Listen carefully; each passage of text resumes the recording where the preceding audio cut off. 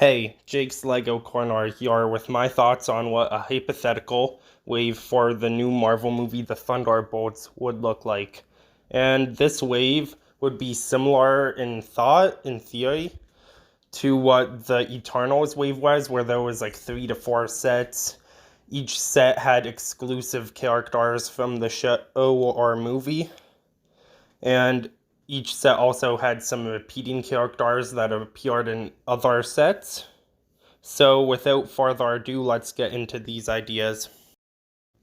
Going from cheapest to most expensive, we're going to start off with my first idea, which would be a Polybag.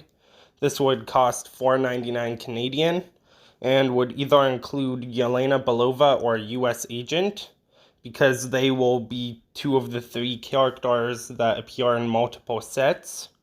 And then the build would consist of a weapon rack and some targets for them to shoot or throw their weapons at, depending on which one would come in the set. My second idea would be a set similar to the 2023 Guardians of the Galaxy Volume 3 Hideout, where it would be a small build for like a base or like a meeting room or something like that, and then would include 2 minifigures for $13.99 Canadian. In my hypothetical set, it includes Yelena Belova and Red Guardian, with Red Guardian being the exclusive figure of this set.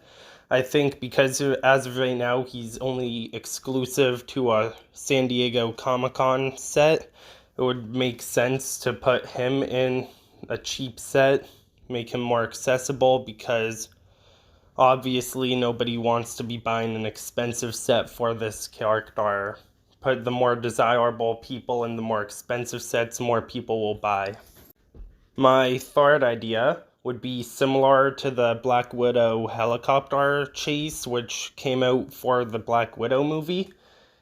Ironically, in that set, it comes with 2 of the characters who are going to be in this movie, but I just thought because it's going to be a movie similar to that movie, that there might be a helicopter scene, especially with Florence Pugh's character being on the second tallest building in the world, if I heard correctly from the Comic-Con panel.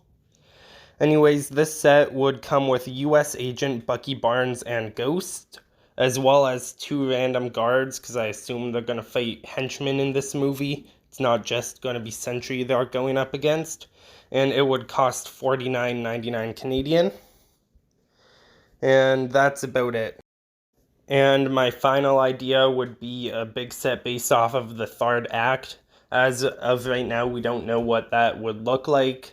So this is really just whatever that looks like in the movie would be what the set is.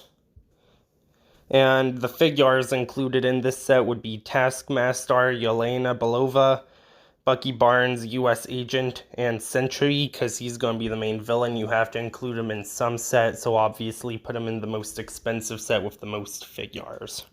And then, as well as that, there might be a couple more of those guards from the helicopter set, because depending on or not whether they are in the final act. And then it would cost $99.99 Canadian to $129.99 Canadian, based off of how big it's going to be.